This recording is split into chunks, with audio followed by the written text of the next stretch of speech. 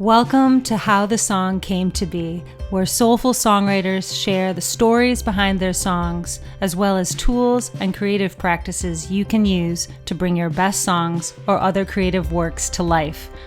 I'm anneheaton, your host. I got a little lazy. I was like, that's good enough. And I didn't challenge myself all that much for a long time. And so now, to be able to do it and do it privately and not worry about outcome and take a walk and just sing and see what happens. Welcome, songwriters. I'm going to make this a gallery view. Okay, welcome, songwriters. I'm so happy you're here. I'm anneheaton. I'm a singer-songwriter, founder of Soul Song School, and your host today for our show, where we have a very special treat, a dear friend of mine, singer-songwriter, musician, painter, and educator, Natalia Zukerman. Natalia grew up in New York City and studied art at Oberlin. She started her mural business in San Francisco, began her songwriting career in Boston, and she now resides, writes, plays, teaches, and paints in Brooklyn, New York. She's released 7 independent albums and toured internationally as a solo artist. She's also accompanied and opened for some of acoustic music greats such as Janis Ian, Willy Porter, Werner, Erin McKeown, Shawn Colvin, DiFranco, Richard Thompson, and Tom Paxton. Alongside her touring career, Natalia continues to paint private and public murals, as well as illustrate children's books, design and paint sets for plays in New York City, and paint private portrait commissions. Natalia also teaches songwriting, has taught songwriting at Sister Song School at Interlochen and the Red Rocks Women's Festival. And just this year, Natalia became a cultural diplomat for the U.S. Department of State, playing concerts and conducting workshops with her group, the Northern Lights, throughout Africa. So that's exciting. Welcome, Natalia. Thank you. Thank you for being here. Thanks for asking me. Yeah, I'm so happy. So I'm probably going to want to ask you about Africa because that's so exciting. But before we get to that, I'd love to start out with a question that I'm going to ask all the songwriters, which is, can you tell your story of how you got into songwriting? Like, what got you on the path? Was it a call? Like, how did that unfold for you? I grew up, in a musical family. My parents are musicians, and my sister and I were always singing. And I think I do have actually an illustration of it because I had a babysitter at the time who was a painter. But I wrote my first song when I was a little kid. I think I was about 8 years old, so I played guitar.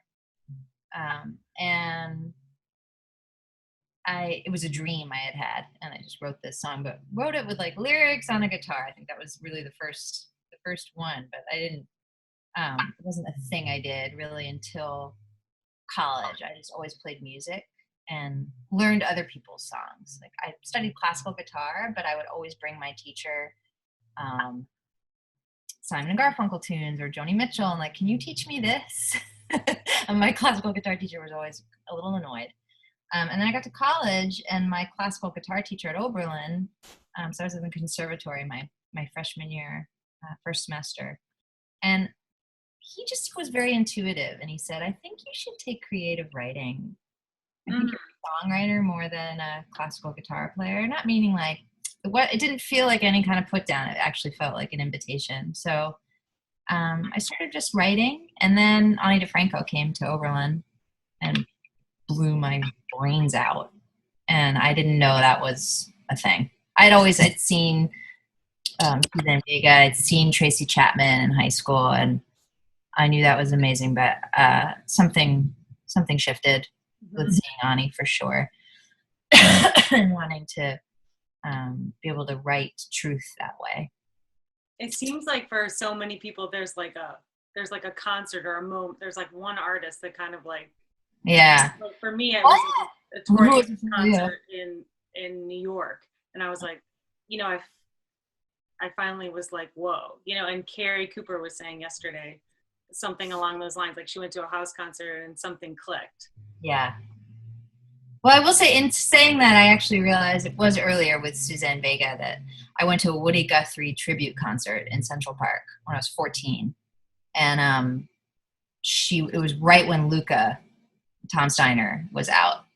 And she came out on stage, and I don't think I'd ever seen one woman with one guitar command a stage, period. I'd never seen that in performance. And definitely that was a pivotal day too. But yeah, it was college. I started to just, I think because I'd been so schooled classically, I had never taken my instrument and just seen what it had to offer. But in listening to Joni Mitchell a lot and experimenting with open tunings on the guitar, I could no longer rely on what I understood about music. I could only listen, and that really allowed me to dive into some songwriting, storytelling, because I think I didn't even know how to go in there at all. It was music to me was something you recreated perfectly from something written down. Right. Well, so how was that? Well, so first of all, what was it about the songwriting that you liked? Like, was it that it was your own and you could make it up, or like what drew you to that? And then also, like, how was the transition from like recreating this thing that someone else made? Did it feel like a totally different thing? Great questions. I think that's exactly what it was that I felt like I had my own thing finally. That, I think my family, even still to this day, they say you make something out of the air, you pull that out, that they can. In classical music, I think this is true for a lot of players, that they really can't improvise. And, unless some can for sure, but I think it's a skill. So it was really like, also playing drums. I was such a hippie, and I played drum jams. Yeah. Like listened to a lot of the Grateful Dead. And the Grateful Dead, actually, that's how I understood that music was a conversation when played that way. That, these things that Jerry would do, that Bobby would answer with his guitar. And that's what, I guess, when I approached songwriting myself, it felt like a conversation with myself, maybe, and music. Oh, cool. My early songs were, very much a journal entry, I think, for a long time. Well, I love like that. I just want to point, so it's interesting because you had this experience as a hippie and you're listening to the Grateful Dead. So you have this sort of like seeing this more free form of music. And then you have this really classical upbringing. So I don't know.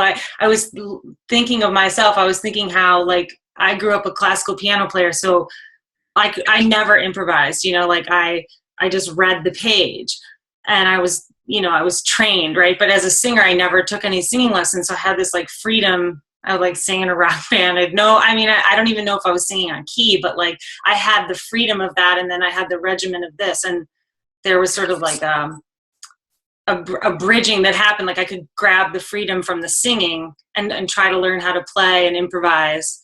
And then I could bring the training from the piano maybe to the vocalizing. I don't know. Yeah, I was going to say too, I wonder for you if I think when I first started writing songs, it was such a kind of spiritual experience. I was really just allowing something to come through, whatever it was. I knew I had enough skill at that point musically to just kind of listen. Yeah. But then I took, I think, the discipline of study, and I would practice my own songs to the place of perfection again, and trying to create that. And I think that's been an ongoing struggle for me as a performer, that you want to leave enough room open for experimentation live, but it's so ingrained in me to not do that. Yeah. Scary. It's still scary. And I just want to highlight, that's so interesting too about the about practicing your own songs, because you already had that. Like I've heard people say, like they'll write a song and they're like, oh, I can't play it yet or whatever. But like just that idea that, like, of course, if you're a classical musician, you're used to practicing. So if you write a song, you're not necessarily expecting to be able to play it right away. And that would just be something. So I'm always thinking of songwriters and what they what they might glean. And I'm thinking that what would you say to people who maybe are already musicians, they're already good at some instrument or, but who want to make the leap into songwriting? What kind of advice might you have for, like, how did you navigate that? And what's one or two things you might want to share with them of how they could do that? Yeah, for guitar players, I think an open tuning, like I said, it's sort of, I've always likened it to, if you're a painter, to like putting a wash of color over a canvas. It's already a something, and then you can kind of pull images out of it. And that's sort of what an open tuning is like for me too. That now I understand open tunings a little bit better, but I still don't really rely on, like, if I'm just playing in standard tuning and I'm like, oh, I'm playing in D, then I know I'm going to play a G and an A basically in that chord structure or that key. But when you're just doing this, you're kind of an open tuning. So I did this because it's so percussive. It becomes, I feel like the instrument opens up. So, and for other instrumentalists, I would say just approaching it in a way you haven't. And certainly now, I think I relied for a long time on the guitar as the thing to be the focal point for the writing. And in the last few years, I've really tried to approach writing first, and then going to the guitar, and even trying things like just vocalizing, and then going to the guitar and seeing if I can find what I vocalize. So if you're a piano player or whatever instrument you may play, maybe try writing, then try speaking the lyric. And this is an exercise I do with students sometimes, that you just speak a lyric, and there's a natural rhythm and a natural melody to language. Awesome. So those are three really great things people can try. And I remember that's something they say that Frank Sinatra used to do, is he used to speak the lyrics before he would let himself hear how the melody went. But so just to say what they are, so if you're a guitar player, try open tuning, writing in open tuning. And then the other things were, if you're already really good at an instrument, and I know I experienced this too, like when I first started writing songs, they all sounded really classical. So I was just trying to like fit the song in between like these pianistic gymnastics, right? But so you're saying, like, if you're one of those people that knows how to play and you want to go into songwriting, maybe try writing the words first, or just vocalizing away from your instrument, right? Well, I think just as humans, with like brain elasticity, plasticity, it's good for us to just get out of our comfort zone. So whatever it is you normally do something different. Totally. To see if you can evolve.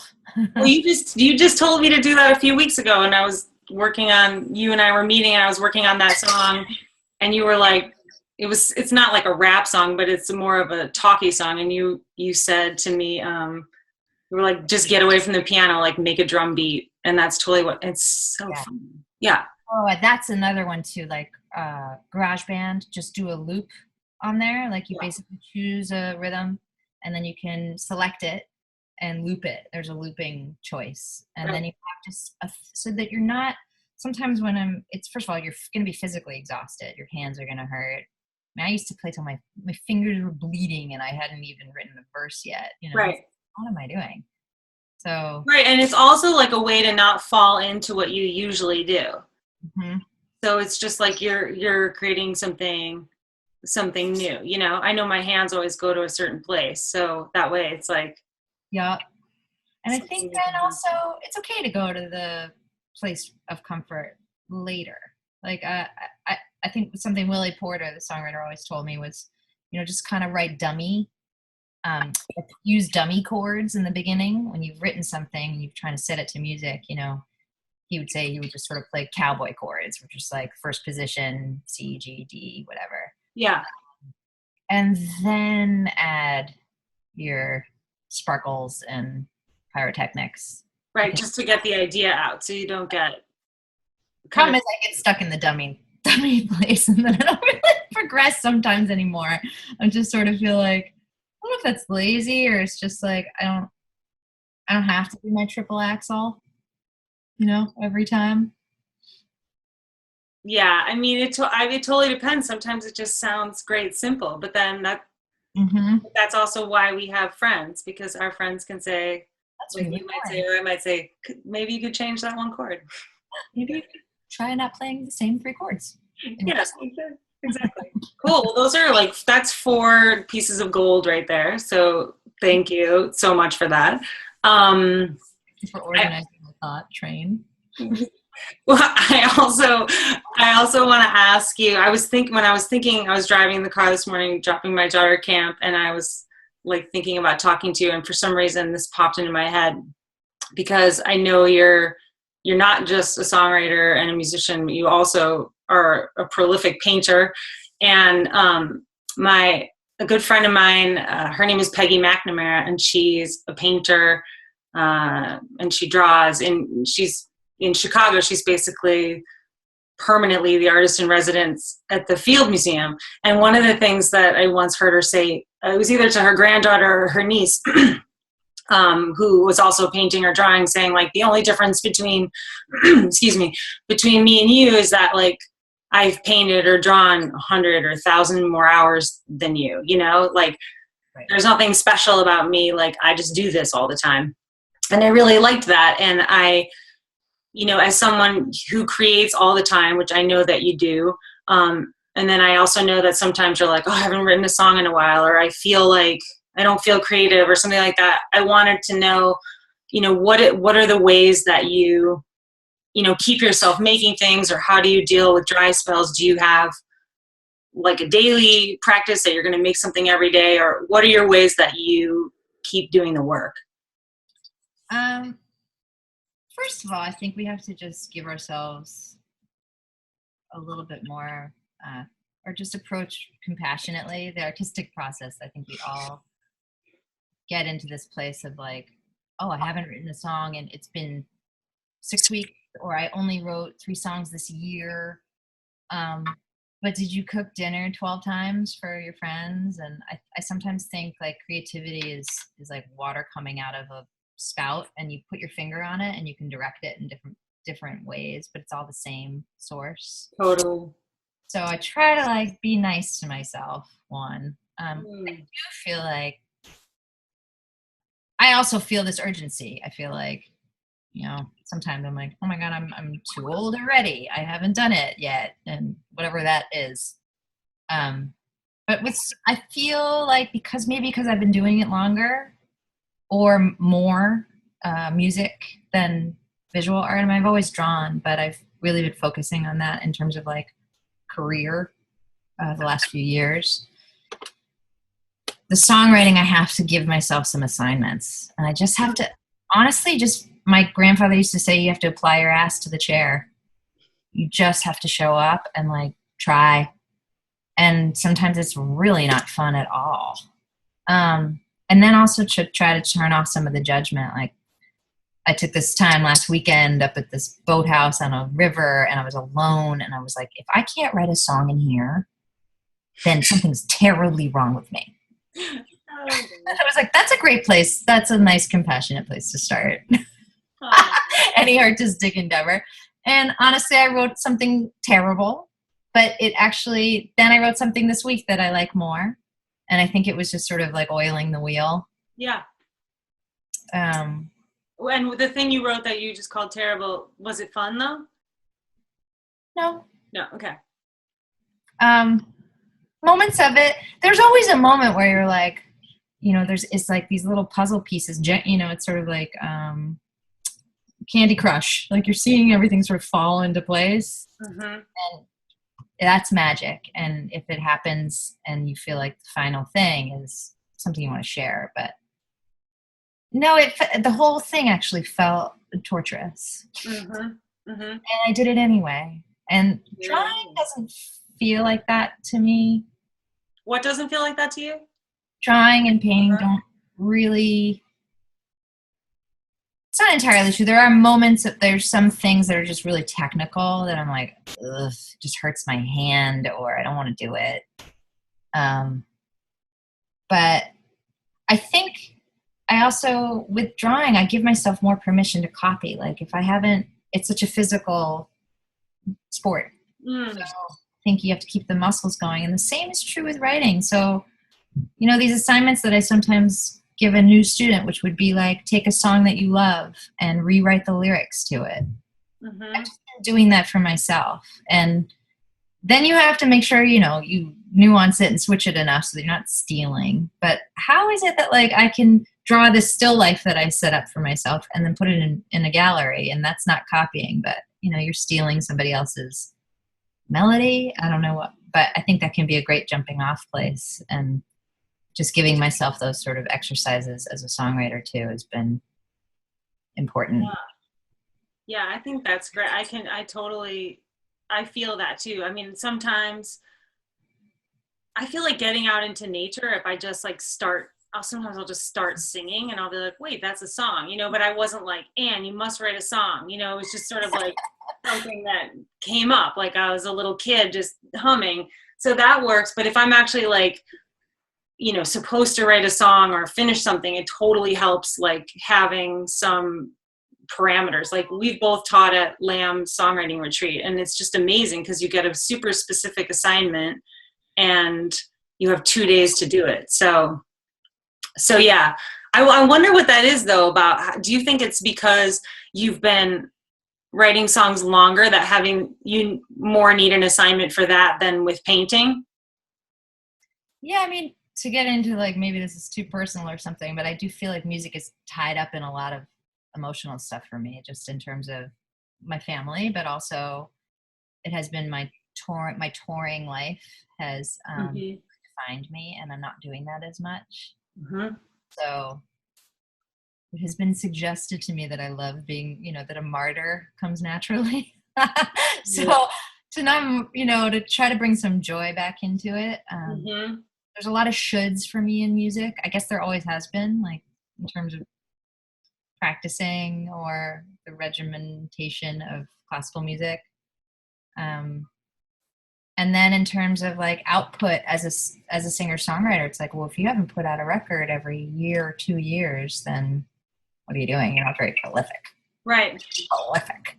So that's an interesting conversation to have, is how to which I feel like a lot, we know so many people who I think could contribute to this, of how to heal from, how to pull, if you've had, some experiences in the music business that have sort of scarred you or felt wounding, how to pull the music back from that piece of it. I think you're partially saying that, right? So that the joy that you initially felt in writing a song and playing a song is there, and not kind of colored by some of the other things we've experienced in the business. But yeah, just getting comfortable with failing, not doing it perfectly. Oh yeah.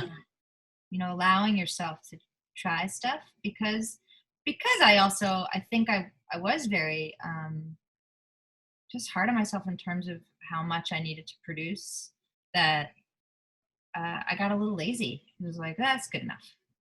And I didn't challenge myself all that much for a long time. And so now, to be able to do it and do it privately and not worry about outcome, and take a walk and just sing and see what happens, and put it in your voice memo, and maybe it'll become a thing later, maybe it won't. Allowing things to also just have their importance in that moment, and not necessarily try to capture it and think about how would I produce this song, and then my Kickstarter. Yeah. So just take any way you can take the pressure off, basically. So if you're feeling any pressure as a songwriter, any way you can take it off. And it feels like also maybe you've been able to do that with the painting and the drawing, is you can take a break from songwriting when you want to, and hey, you have this other creative outlet that doesn't have any of that other, at least I think it doesn't have that pressure. Yeah. I mean, it does when anytime you try to monetize anything, I think it gets a little sticky. Yeah. And anytime you start thinking about, this summer was sort of the first time I had painted what I paint. I did paintings just to see what would come out. Right. I started to think about, well, how am I going to sell these, or who's going to like this? And I just felt totally debilitated. So I switched her off. Yeah. Keep going and just, trusting that if you are called to it and you are excited and ignited by whatever it is you're doing, even if it's playing the same chord and singing the word wow over and over again, this probably is something. If that's like really calling to you, do the thing and you'll figure out the rest. I love that. I love that. So any way that we can like create a space where we're not going to let that other voice in until we're done, or we come to some sort of like completion with it. I can like think offhand of ways that I stopped myself early on songwriting. You're sparking some memories. Like I was singing in this really weird voice and making these like strange, almost like sound effects. And I was having so much fun. And then I was like, you can't do that. Like, what is that? And so I don't even remember what it was now, but just that whole idea of like, you have this safe space. I love that. I think that's super helpful. Good. Yeah. It's for me too. I hope I can. Well, and it's like an ongoing thing. It's not like we figure it out and like from now on we only are nice to ourselves in you have to navigate it. Community is important because if I was also just playing one chord and singing wow for 3 years, you might be like, I want to try something else. That was cool that one time. Yeah. Well, that's for you. Wait, what? That might be an exercise for yourself for some fun, but if you're trying to communicate. Yeah, right. I know one of the things I do is I try to remember what it felt like to finish a song I was really excited about, and that feeling of like feeling like, oh my gosh, this feels so true. I can't wait to like play it for Natalia, right? And then pull that feeling back into this moment of like this other song I don't know what to do with. And just like bring a little bit of that excitement, even if it's just for like 20 minutes and be like, I'm going to pull that excitement into working on this song because maybe this song will feel like that at some point, So cool. And I do like have to tie it. You talk about like, playing something for someone or having community is like, if I know I'm going to meet you on Skype and play you something, I just am so much more motivated that if I'm like messing around and I'm like, someday. Well, I mean, song will be- myth of the like tortured artists that we sit in rooms in the dark, bringing out the muse, and we spend an inordinate amount of time alone. I don't know. So wherever you can find. I actually, it's such a great, you just triggered for me. Like I remember in college, I would write a new song and I would like run downstairs to play it for my roommates. Yeah. Yeah. Never do that now. Like, what am I going to knock on my neighbor's door? I'm like, can I just play you something real quick? They probably love it. Yeah. Totally. What a cool thing in this community too to have, space to try that. And something also, I mean, music is about communication. So I think, and many other things, but there's nothing like playing a song you've been working on by yourself. You've played it 100 times to yourself and the dog, and then you play it for another human being, and the language takes on a different meaning. Yeah. You realize, ooh, that doesn't work, or that does. Or, that's really cool. Okay, I'm gonna keep us rolling because I want to hear one of your songs in a little bit. So I want to ask you about Africa because I know you told me a little bit about it a few months ago, but I wondered if like the music and the songwriting took on any sort of a different tone or feeling for you in this like environment of basically being of service and doing service work. Yeah. Completely different ball of wax. It was sort of like music was the platform to empower young girls to stay in school and to believe in themselves, and just to have, I was with Mona Tavakoli and Chaska Potter, two just powerhouse women. So the three of us, sometimes I think maybe even just seeing three women walk in Africa and in these countries, went to 4 different countries, but in places where they're really not, they only stay in school to a certain, usually until menstruation, and then they stop going. Girls are not valued in that culture. So for some of in a lot of places. So first, for them to see us come in and just even represent something that they can maybe translate into their daily lives, and give them also room to make noise and take up space. Yeah. Be creative because they are. Yeah. Validate that from an outside source was really just, it was so powerful. And so many of them already, so many of these groups, you know, they already have these incredible songs that I don't even know if they knew they were songs, or like chants they would say for each other. And this one girls group, it was like, "We are proud of you." Say, "We are proud of you." Hey, hey. And they taught that to us. There was this great, oh my God, there's a song in here. Yeah. So then we just start playing along, and "We are proud of you." Say, "We are proud of you." Hey, hey, we are. And then getting them to sing it, and they already dance and move so much. So there was so much joy. And, you know, so many travels too, just like places with the least or have the most joy. Mm. So to be able to just sit in that was medicine.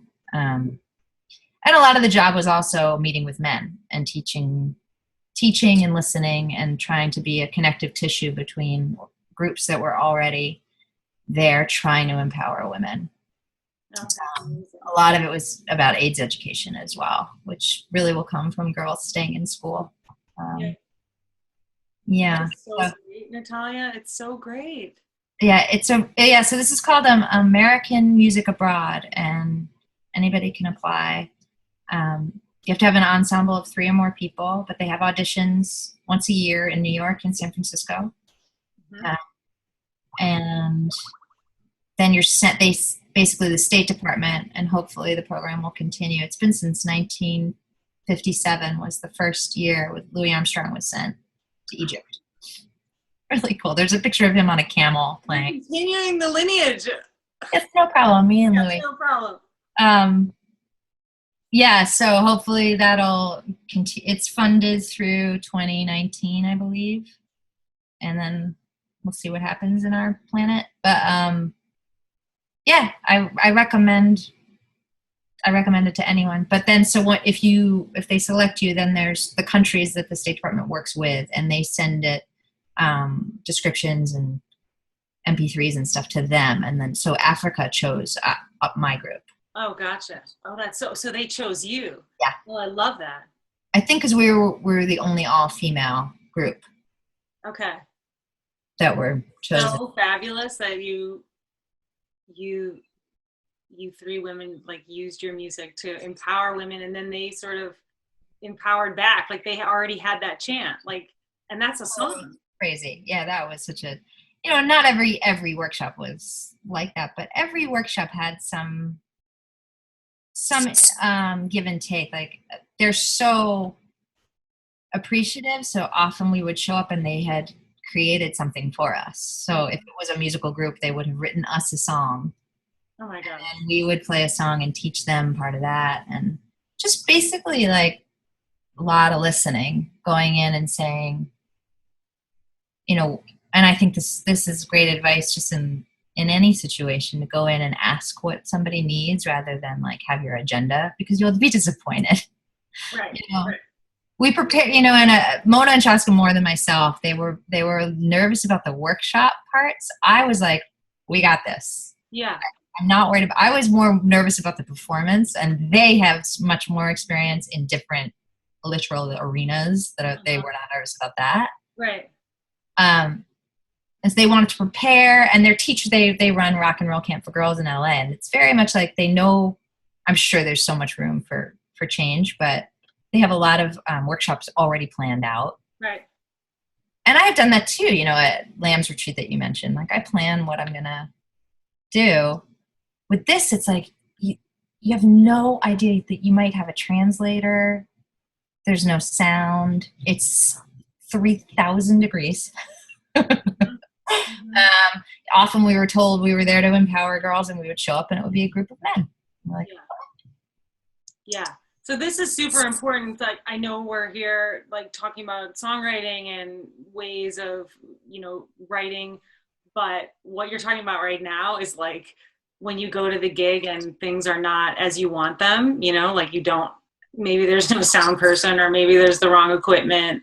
And you don't have to be, you know, in Africa doing this trip you did for that to happen. That happens all the time, and being able to roll with it and not need to have so much control that you sort of freak out when things aren't as you'd wished. Or, you know, life.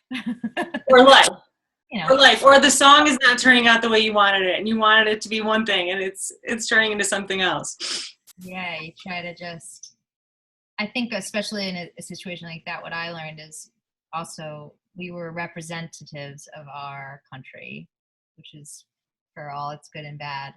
I really took that seriously. And so, you know, when we were picked up by a driver, being just as kind and generous to the driver as the principal of the school we were going into. Yeah.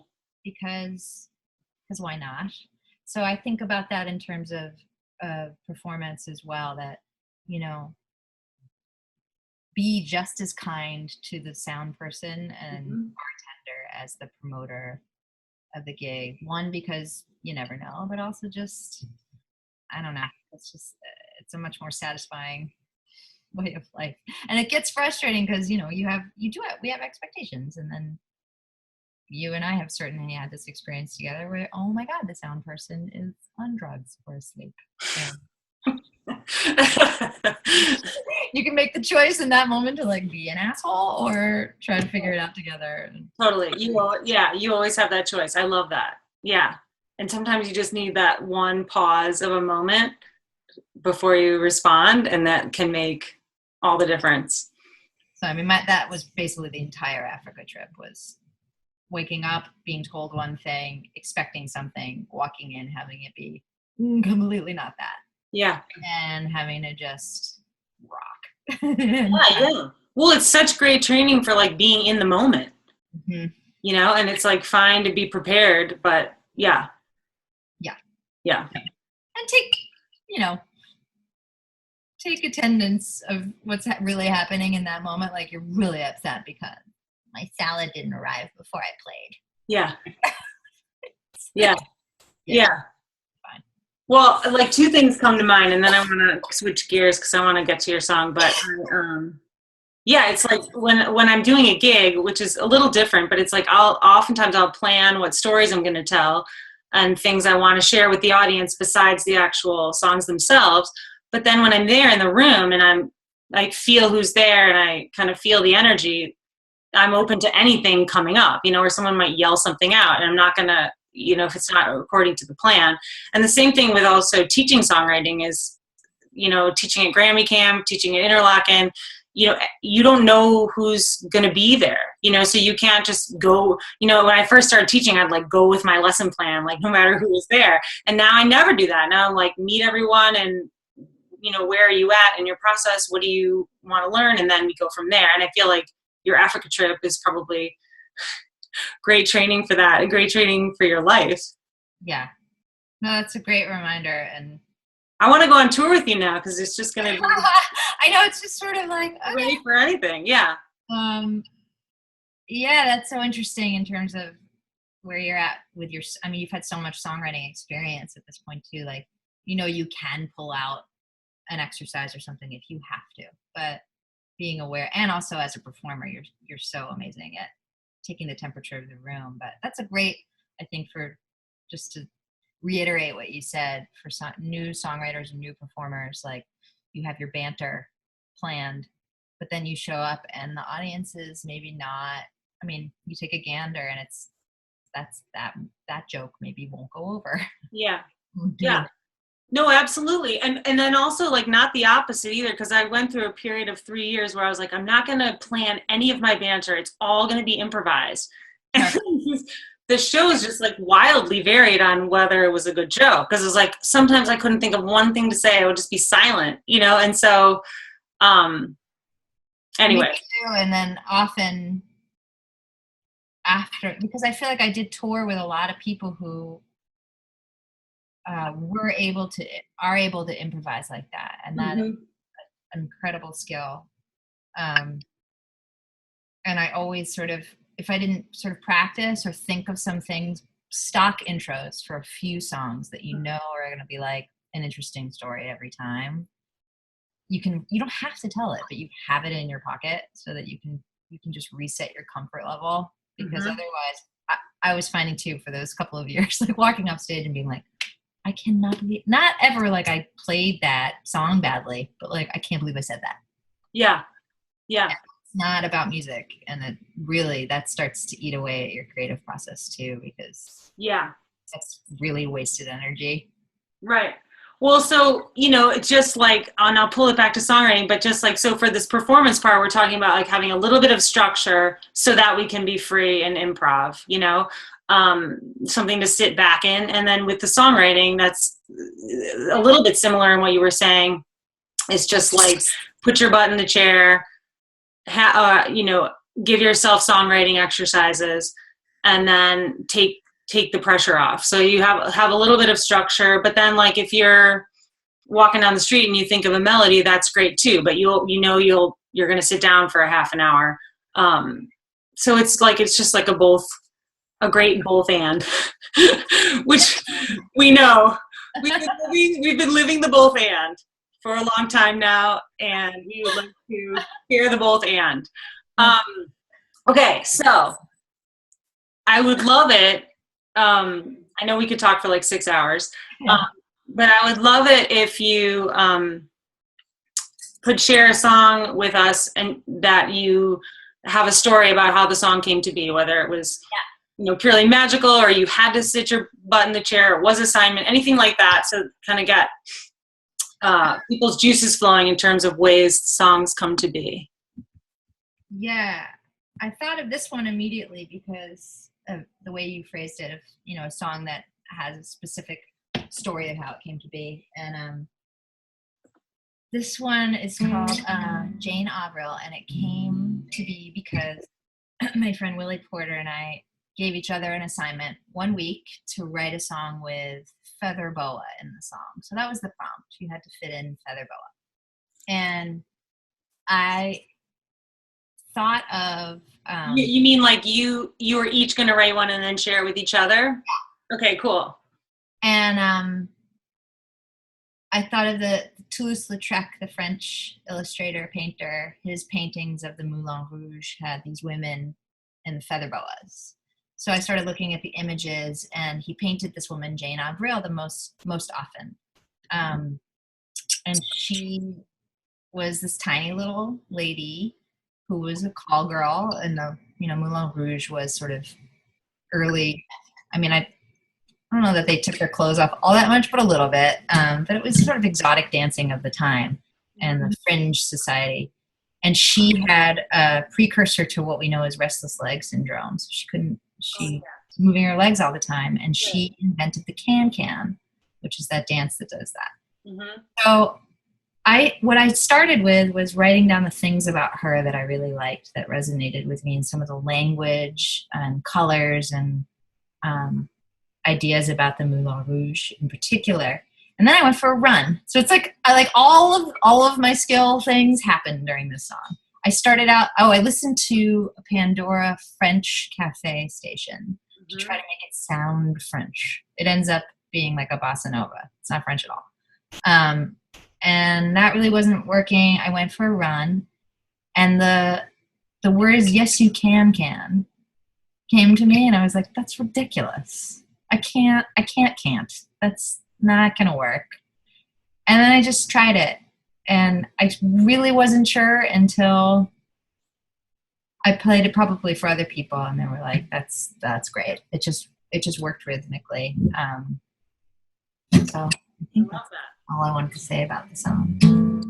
Oh, and then just everything sort of organically. I have a little part where I speak in French, and I happened to be playing at a festival where there were some Quebecois players, so I followed them around and asked them if it made sense in French. And one other super nerdy thing for guitar players out there, I tried to make my fingers look like they were doing the can-can. Oh my gosh. Like the nerdiest thing of all time. But it's sort of like concrete poetry, where like if you write a poem about a muffin and it's in the shape of a muffin.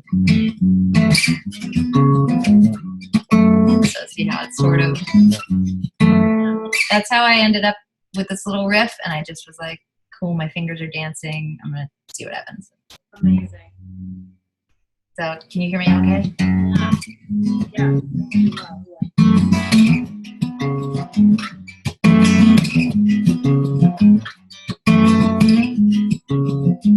Yes, you can Jane Avery. Show them all how it's done. One glimpse of stock and it's still a thrill when you don't see how many times them in there. Yes, you can Jane Avery. A feather boa and some fraying silk. You lift your skirt and their hearts stood still. You made them think this is what they're missing. Oh, what you put on. You took it off so you don't have to take it home.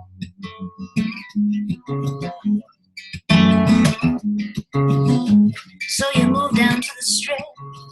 Only way you could think to keep on dancing. All swaying body and bright red lips. You still find those lights enchanting. Sometimes you like it more than you know you should. Mostly it's a game of grin and bear it. Sweaty fat hands with dollar bills. A gold band should sit where those tan lines faded. Oh, you take off and put back on before you get there. What happens here stays here. And who says that is never the one waiting?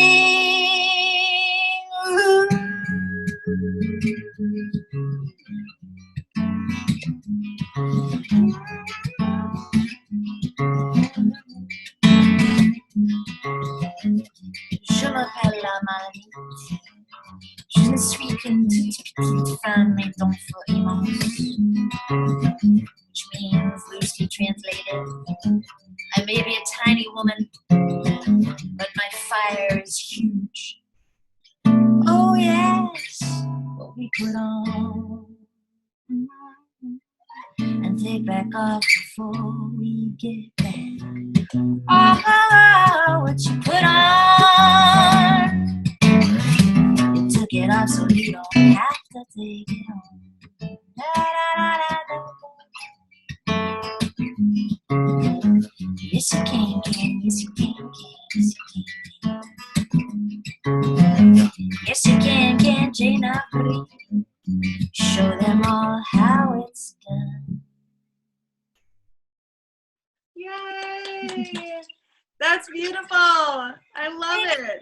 Annie. I loved hearing that story, and I love how it's almost like this song, and songs do this in general, like improved your life, like because you learned something about geometry, you got to go for a run, and then you had this like social experience with my friend. Yeah, you talked to the guys at the festival about, it's like Totally. the song improves our lives in many ways, not just to hear it. Right. Would I normally go speak to people from Quebec? Exactly. So much cooler than we are. Totally. So, in closing, I want to ask you one last thing. Going back to when you were a newer songwriter, or, you've put out how many albums? 7? And you were writing songs for that. What if you could impart one bit of wisdom or one concrete tip for songwriters who are newer to songwriting, or maybe not super new to it, but maybe sometimes feel like they're getting stuck or they're not finishing songs? What's like the one little bit of wisdom you would like to leave them with today? I think today I'm feeling this for myself. Just what I said before about allowing yourself to fail. And really trying to not assign that word to it either. Just allowing things to not be perfect. And also just learning to really trust your instincts.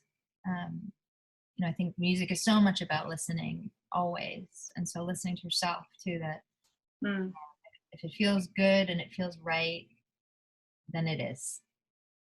Yeah. And actually, one of the best pieces of advice I ever got for songwriting was from a painting teacher. They didn't mean it for songwriting, but I have reappropriated it. And it was that if you know what you want to say, you'll figure out how to say it. And what he meant at the time was, if you know the story you want to translate to people, it doesn't matter if it's a photograph or a line drawing or an etching or an oil painting. You're going to tell that story. And I think the same is true with songwriting, that if you are, and you don't always have to be clear about a message, but I think if you are clear about something you want to get across, it'll figure its way out. Yeah. Awesome. I love that. Thank you, Anne. Thank you so much. That was so fun. This is like my own party and way of having fun.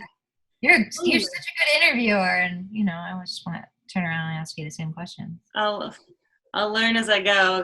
We should do that. I could interview you as part of the series. Oh yeah, you can interview me. All right. Well, I'm gonna shut off the video. So we'll see you later. Thank you so much, and bye. Thanks so much for joining us. If you know someone who would enjoy or benefit from this podcast, please share it with them. Thanks so much. Much love.